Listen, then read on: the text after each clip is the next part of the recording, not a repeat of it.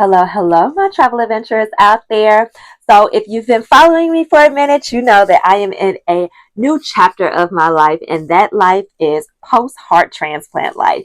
And yes, just as before, I'm living life fully, and all of them adventures, baby, they await for me to have them, and I'm ready to have them. So, in this particular video, I know I did a video before where I go through, I think it's the top 10 things that a transplant patient needs while they are living life fully and traveling.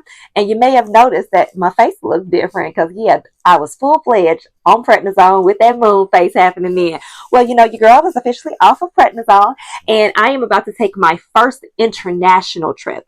And what's interesting about this particular trip is that I am going to Asia and someplace that they do not have a transplant center. So what that means is I have to be extra careful. So by all means, you can travel as a transplant patient, you know, talk to your doctors, work it out, but there are precautions that you can take. So this particular video is all about the precautions to take if you are going someplace in Asia, or say, for example, Africa or the Caribbean, Mexico, South America, that does not have transplant centers and may also have a little, hazard with the mosquitoes. Let me not say it like that, the mosquitoes. All right, so join with me while I tell you what to pack and what to get.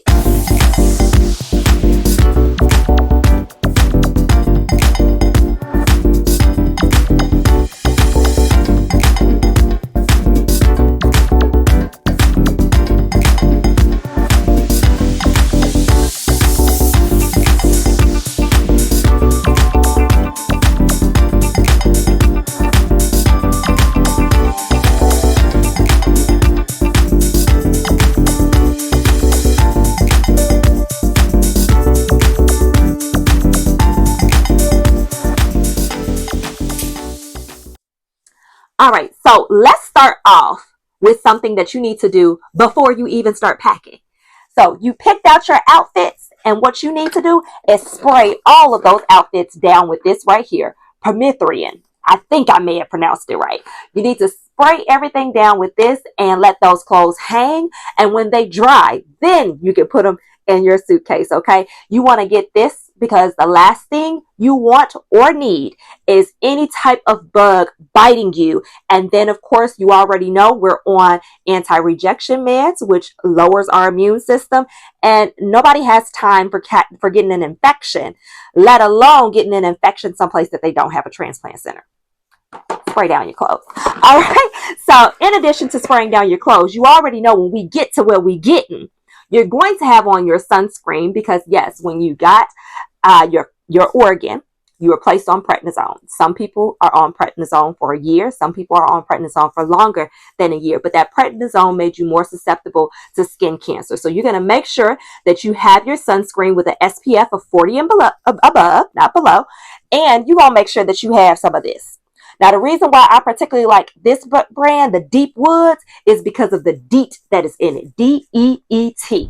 Because once again, nobody got time for no mosquitoes, getting all of this. Like, baby, I'm a snack, but not a snack for no bugs. All right. And now, while thinking about those bugs, something that we want to be very mindful of and not have to deal with, I got these off of Amazon for maybe about 30 bucks.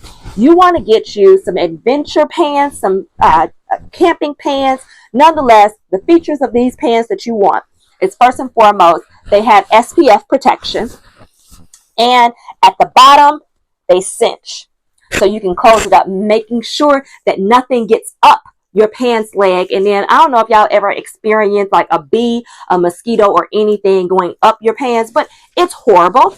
But once again, because there's no transplant center where I'm going, you want to make sure that you're taking all of the precautions. So go ahead, put these pants on. You protect it from the sun. They're waterproof, and you can cinch this clothes as tight as you need to. Because I know for me, sometimes I can't do the standard stuff because your girl got some big old legs, okay? Like my whole lower half of my body is larger than my upper half, and it's a struggle. All right, but go ahead and get you some hiking pants, extra bonus if they're waterproof, but make sure they have that SPF in it and that you can cinch the bottom of your pants. While we're talking about clothing that has SPF in it, this is not at all an advertisement for Nike, but most of Nike, especially their running shirts, they already have the SPF in it. So make sure you get you a sun shirt. And I particularly like these because it already has like the little hole for you to have your watch in. I like putting my thumb through. And I get it that you might be like, hey, I'm going someplace where it's warm.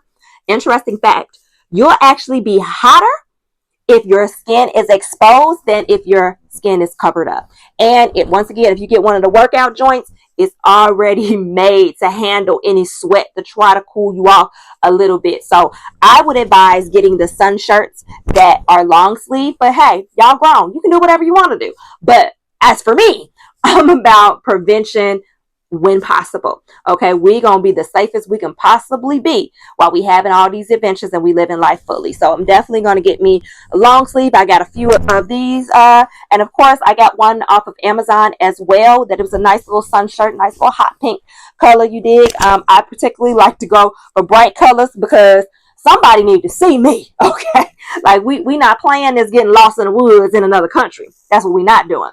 And now something that was important to me even before the transplant. Y'all can laugh and say it's for old folks if you want to. But get you some compression socks. Like Amazon do get some that's, cute like how I had before. But once again, the girl got bigger. And my old compression socks don't fit. So I had to go buy some more. Not saying you got to get copper fit because you can get the cute little joints off of Amazon. But get you some compression. About to say shorts. Get you some compression socks. Jesus. Get you some compression socks and make sure when you're on the plane that you're also taking moments to walk around and all of that jazz, because you do not want any clots. You don't want any complications. Anything that you can avoid, that's what you're going to do. Okay. I mentioned it in the previous video, but I'm going to mention it again. Make sure you have sunscreen. I like to go for the Neutrogena Beach Defense just because it can get wet. It has a long staying time. So in terms of the number of hours that it can be on, and the SPF on it is pretty high. Same thing for my face. My face, I like to go with Hola because they have a face moisturizer that also has a high SPF in it. Once again, that SPF, you want 40 and above. Last but not least, certainly not least, make sure your medicine is always on your person. So even if you say, hey, I'm only going to be gone for 5 days, at minimum, you should have 10 days of medicine. When you're leaving out of your hotel room, one of my doctors mentioned this to me a few days ago, and I thought it was very interesting, and I'm going to share it with you all. Often when we're at home, we'll be like, hey, I take medicine at 7, but I'm going to be back at the house by 5. So I'll leave my 7 o'clock medicine because I know I'll be back. When you're at home, you can kind of gauge things way better than you can when you're in a whole nother country. So opposed to saying, hey, I'm going on this excursion, I'll be back by 5 o'clock to take my medication, maybe take the whole day's medication and the next day, because you just never know. And it's just too much of a risk to go without especially to go without your anti-rejection meds, because the last thing you want is to go into acute rejection, especially when it can be prevented. All right. So once again, these are things that you want to keep in mind and you want to pack and you want to do before you travel internationally to a location that does not have a transplant center and that may have a small issue with mosquitoes. Of course, talk to your infectious disease doctor. Make sure that you have all of the dead vaccines, because as a transplant patient, you are not going to get a live vaccine. You have to get the one where the virus is dead. Okay. Once again, we're not trying to wake up that immune system, because baby, you got a whole foreign organ in your body. Okay.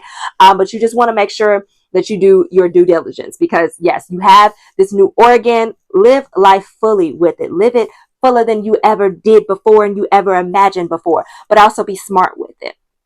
Okay. As I go about this journey, I absolutely love to share what I learned with you. I love to share this journey with you. So if you are waiting on that heart, live vicariously through me. And I shouldn't just say heart. If you're waiting on whatever organ, you can live vicariously through me until you get it. I'm going to share this journey with you every step of the way.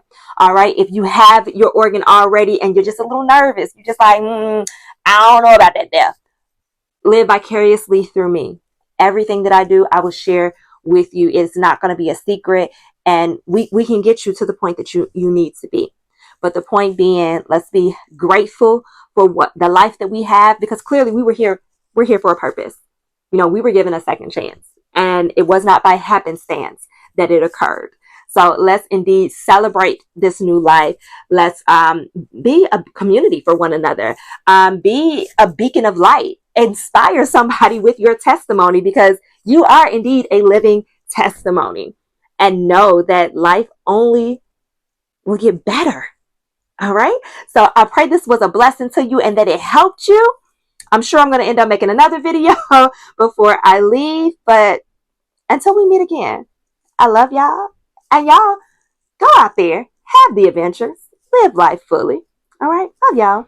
See you later.